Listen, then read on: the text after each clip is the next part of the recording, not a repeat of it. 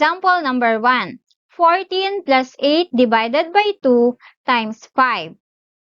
So, first step, kung makikita natin, yung GMDAS rule natin, una yung G, which is grouping symbol. So, wala naman tayong nakikitang grouping symbols, walang bracket, walang parenthesis, at walang braces. So, let's proceed dito sa M, which is multiply. Mayroon tayong nakikitang multiply, okay, and D is divide. Meron din. Kaya lang, mas nauna yung divide kaysa sa multiply. Kaya, ang uunahin natin is from left to right. Mula sa kaliwa, papuntang kanan. So, since nauna ang divide, yun yung uunahin natin. 8 divided by 2 equals 4.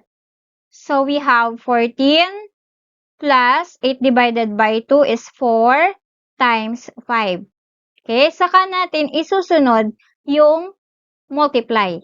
Imo-multiply natin yung 4 and 5. So, 4 times 5 equals 20.